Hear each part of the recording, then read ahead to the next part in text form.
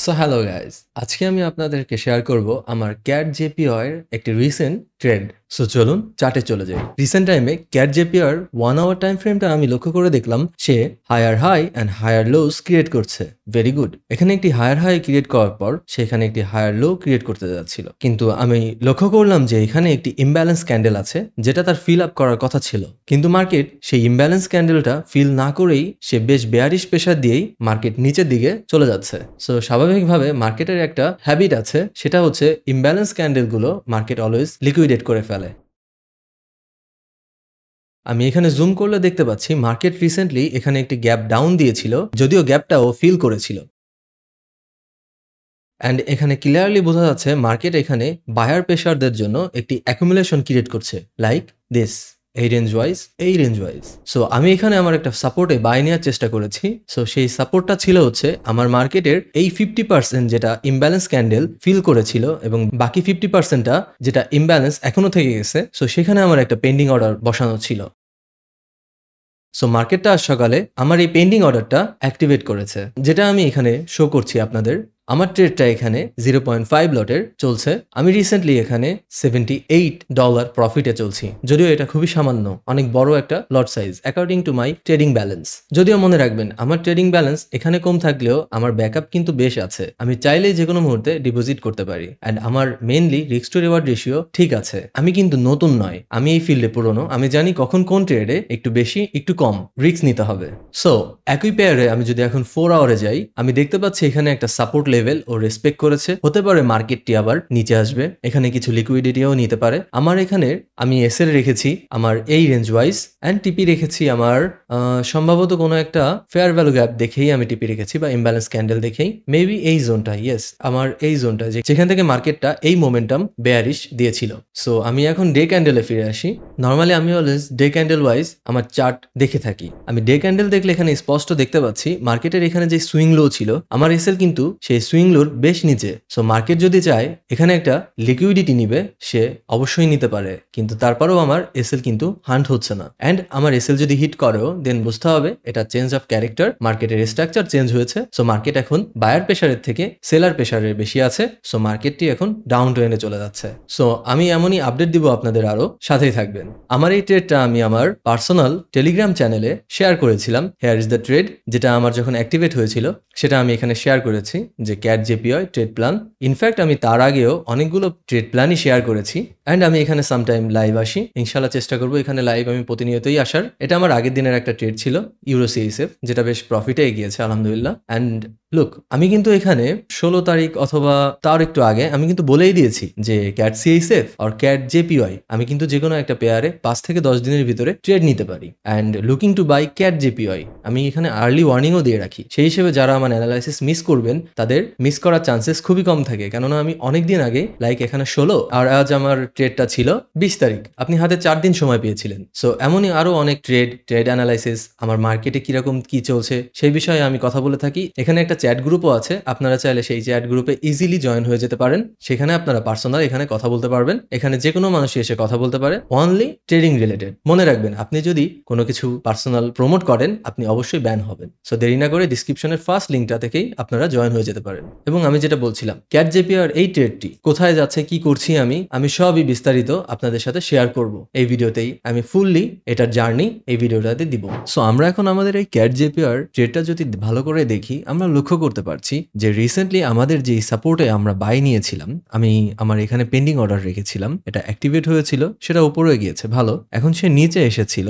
এটা হচ্ছে আজকের ইউএস মার্কেট যখন ওপেন হয়েছে তখন এই পুল ব্যাকটা এসেছে। অ্যান্ড তারপর এই ফেয়ার ভ্যালু গ্যাপটা এখন ফিল আপ হওয়ার চেষ্টা করছে। আমি যদি জুম করি এখানে আমরা দেখতে পাবো মার্কেট যদি 1 আওয়ারের এই ক্যান্ডেলটা ব্রেক করে, দেন আমি স্পষ্ট একটা সিগন্যাল পাবো, সেটা হচ্ছে মার্কেট দেন আমাদের এই রেজিস্ট্যান্সে আসবে, আর আমাদের যেই ইমব্যালেন্স ক্যান্ডেল আছে এখানে, আমাদের এই ইমব্যালেন্স ক্যান্ডেলটাও ফিল করবে। সো রিসেন্টলি আমার এই মার্কেটের এখন চলছে হচ্ছে $111 পর্যন্ত। আমি যদি দেখি তাহলে আমার মার্কেট সম্ভবত গিয়েছিল $200 কাছাকাছি প্রফিট গিয়েছিল আর কি, যখন আমার নিউজ এসেছিল। আমি নিউজের ব্যাপারটাও এখন আপনাদের সাথে শেয়ার করব, আমার সঙ্গেই থাকবেন। হ্যাঁ, রিসেন্ট হাইটায় আমার এই ট্রেডটা প্রায় $221 পর্যন্ত প্রফিটে ছিল। সো মার্কেট এখন পুলব্যাকে প্রায় 50%ই পুলব্যাক দিয়ে ফেলেছে। That's a good thing and that's also a not good thing, depends on your psychology.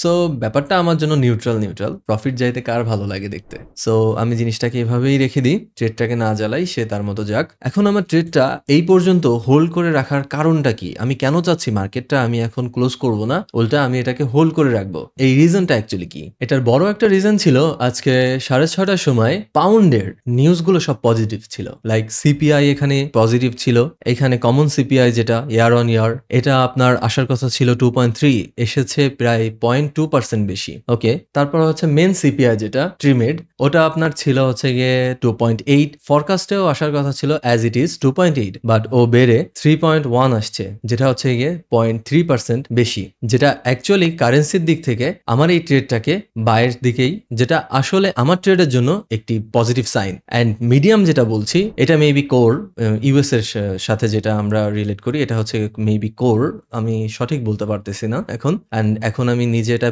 দেখে পড়েও আমি আপনাদেরকে জানাতে যাচ্ছি না, ভিডিও বড় হয়ে যাবে। সো ওভারঅল আমার এই ট্রেডটার ফান্ডামেন্টাল রিজনস গুলো আমার সাইডেই আছে, দ্যাটস ওয়াই আমি এখনো হোল্ড করে আছি আমার এই সাপোর্টে। অ্যান্ড আমি যদি দেখি এখানে বুধবার 21 তারিখে জাপান অথবা ক্যাডের মানে কানাডার কোনো নিউজ দেখছি না। 22 তারিখে কিছু ইউরোর নিউজ আছে, যেটা আবার আমার ইউরো সিএইচএফ এর জন্য বেশ ম্যাটার করবে। সো আমার ইউরো সিএইচএফ এও একটা ট্রেড আছে, ওটাও আপনারা দেখতে পারেন। ভিডিওটির লিঙ্ক ডিসক্রিপশনে অবশ্যই দেওয়া থাকবে, ওখান থেকে দেখে নিন কিভাবে আমি ওই ট্রেডটা নিয়েছি, কিভাবে ট্রেডটা শেষ হলো, আমার কত প্রফিট হলো অথবা কত লস হলো।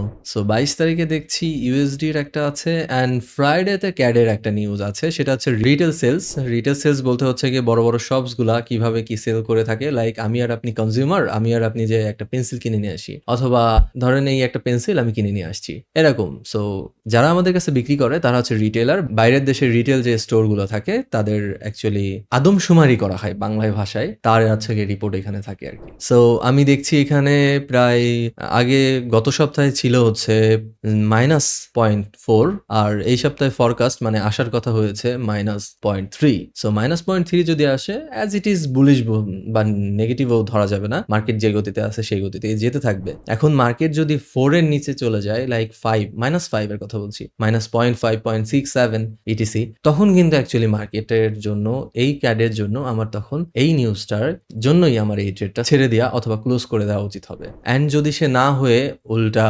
ফরকাস্টের থেকে একটু বেশি আসে, এখানে বেশি বলতে কম হবে যেহেতু মার্কেট মাইনাস ফিগারে আছে। সো যদি ধরে নিই -2, -0.2, অবশ্যই আমি আমার বোঝার স্বার্থে, আমি আমার কথা বলার স্বার্থে আমি একটু বলে নিলাম, -2, -1 অথবা 0 অথবা রিয়েলি +0.1 এগুলো যদি হয় তাহলে তো শেফ কেস, আমার তখন ট্রেডটা অ্যাকচুয়ালি আকাশে যাবে। সো চলুন আমরা আবার একটু চার্টটা দেখে নিই। আমি যেভাবে বললাম নিউজগুলো যদি এভাবেই এসে থাকে এবং যদি এভাবেই নিউজের ফরকাস্টিং এর সাথে সাথে অ্যাকচুয়াল গুলোও আসে, দেন আমার এই ট্রেডটা কিন্তু সুন্দর মতো উপরের দিকে চলে আসবে, লাইক এই range wise. And that's why আমার এই ট্রেডটা এখনো হোল্ড করে রাখা আছে। আর এই ট্রেডের জার্নিটা আমি অ্যাকচুয়ালি রেকর্ড করছি, এবং ট্রেডটা ফুল যখন ক্লোজ হবে, প্রফিট হোক বা লস হোক, ইনশাল্লাহ আপনারা ইউটিউবে দেখতে পারবেন।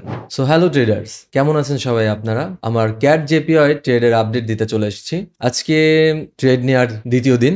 মার্কেটটি কনসলটেশন করে এবং অ্যাকুমুলেশন তৈরি করে মার্কেটটি আমার এন্ট্রি পয়েন্টে আবার এসেছিল।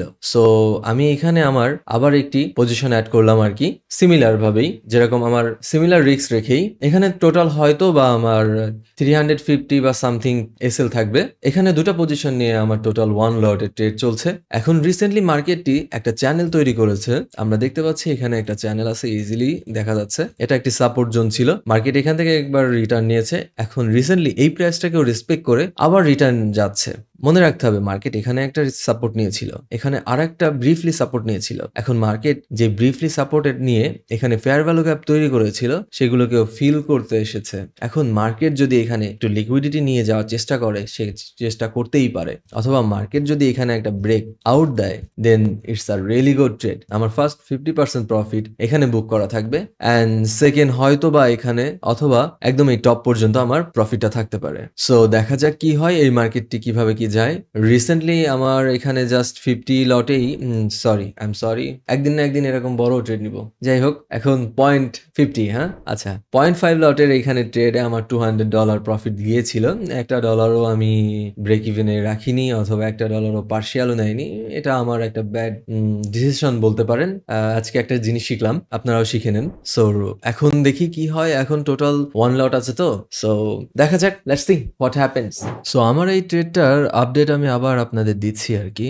দ্য ভেরি নেক্সট ডে ক্যাডজেপিয়ার এই ট্রেডটা আমাকে আসলেই বেশ যন্ত্রণা দিচ্ছে। ট্রেডটা বারবার 104.03 পয়েন্ট থেকেই বারবার রিভার্স নিচ্ছে। রিসেন্টলি এখানে ছোট করে একটি চ্যানেল ক্রিয়েট করেছিল, সেটাও ব্রেক করলো। অ্যান্ড আমাদের এই সাপোর্ট যেখানে ছিল সেই সাপোর্টটা ব্রেক করে পেয়ারটা আবার লিকুইডিটির একটি গেম খেলে উপরে যাওয়ার চেষ্টা করছে। এখন আমার এই ট্রেডটা যদি এই চ্যানেলটা ব্রেক করতে পারে দেন আমার জন্য এই ট্রেডটা আসলেই বেশ ভালো হবে। আরএসআই বেশ বুলিশ আছে, মোমেন্টাম আমি ভালোই দেখতে পাচ্ছি। অ্যান্ড দেখি কি হয়, কেননা বারবার যখনই এই এরিয়াতে যাচ্ছে আমার এই ট্রেডটা, সে ইউএস সেশনের শেষ হওয়ার পরপরই নিচে চলে আসছে। যদিও আজকে এই চ্যানেলটাও ব্রেক করলো, এই ডাউনওয়ার্ড চ্যানেলটাও ব্রেক করেছে যদিও। এখন যদি ও এখানে সাপোর্ট নিতে পারে then it will be a good run I guess. And আগামীকাল তো অবশ্যই ক্যাডের একটা নিউজ আছে, সেটা এখানে যদি আমি আপনাদের শো করাই, আমরা দেখতে পাচ্ছি ক্যাডের এই নিউজটা আছে হচ্ছে আপনার রিটেল সেলস। রিটেল ট্রেডের এই নিউজটা যদি প্লাসের দিকে আসতে পারে আমার এই ট্রেডটা বেশ ভালো একটা রান দিবে আমি এক্সপেক্ট করছি। কেননা রিসেন্ট ডেতে ক্যাডের যখন সিপিআই এসেছিল,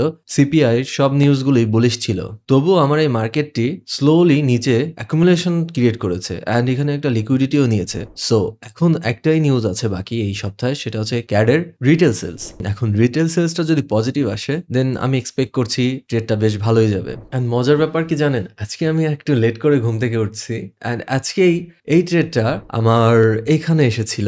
আমার এখানে একটা পজিশন আমি এখানে টিপি দিয়ে রেখেছিলাম যে এখানে গেলে ও বারবার যেহেতু রিভার্স নিচ্ছে, ও যদি ফিরে চলে আসে সেক্ষেত্রে আমার যেন কিছু পার্শিয়াল প্রফিটটা বুক হয়ে যায়। বাট আনফর্চুনেটলি আমার মাত্র কিছু পিপ, হয়তোবা 2 পিপ এরকমের জন্য আমার টিপটা হিট করেনি। অ্যান্ড আনফর্চুনেটলি আমি আজকে একটু বেশি ঘুম পড়ছি, সো ঘুমের কারণেও আমি ম্যানুয়ালিও ক্লোজ করতে পারিনি। ট্রেডটা সম্ভবত আমার আজকে প্রায় $350 মতো প্রফিটে ছিল। আমি যদি 50% ক্লোজ করে নিতাম সম্ভবত এটা আপনার $160 মতো প্রফিট থাকতো। সো কিছু করার নাই, এখন যেহেতু আমি ক্লোজ করি নাই, সো আমার এখনো সেই ফুল 1 লটের ট্রেডই রানিং চলছে আর কি। সো দেখি আমি আপনাদের অবশ্যই আবার নেক্সট আগামীকাল ফ্রাইডের একটা আপডেট দিয়ে দিব। হ্যালো গাইস, আমি আপডেট দিতে চলে আসলাম আমার এই ক্যাডজেপিআর এই পেয়ারটার। রিসেন্টলি আমি দেখতে পাচ্ছি মার্কেটটি, যেহেতু মাঝখানে ট্রাম্প সাহেব কিছু আকাজ করেছিল, আকাজ করার কারণে একটু মার্কেটটা আমার এই রেঞ্জ বরাবর চলে আসছিল। তা লাকিলি আমার এখানে আমার এসএলটা আমি বেশ ভালোভাবে দিতে পেরেছিলাম, তার কারণে আমার এসএল হিট করেনি। দেখা যাক এই ট্রেডটা কি হয়। আমার ফার্স্ট টিপির জায়গা তো চলেই আসছে আলহামদুলিল্লাহ, দেখি আবার আমি এই পর্যন্ত কোনো কিছু নিতে পারি কিনা। এখন মূলত আমি $50 মতো আপনাদের সামনেই এখানে ক্লোজ করি। হ্যাঁ, লেটস ক্লোজ 50% সামথিং আর কি। আমি এখানে একটু ক্লোজ করি, পার্শিয়াল ক্লোজেস $100 মতো ক্লোজ করে দিই। ক্লোজিং 0.2 লট আর 30 লট হচ্ছে গিয়ে আমার এখনো রানিং থাকবে। যদিও খুব ভালো রান দিচ্ছে, ক্লোজ করতে ইচ্ছা করছে না, তবুও দিয়ে দিই। Done, profit is taken, here is the profit. And এই যে আমার রিসেন্ট চলছে আর কি, এখন 250 থেকে $160 মতো প্রফিট চলছে। অ্যান্ড বাদ বাকি আমার রান থাকবে ফুল আমার হয়তো এই পর্যন্ত, অ্যান্ড না হয়তো আমার এই রেঞ্জ ওয়াইজ। আমার টিপি অলরেডি মনে হয় সেট করা আছে।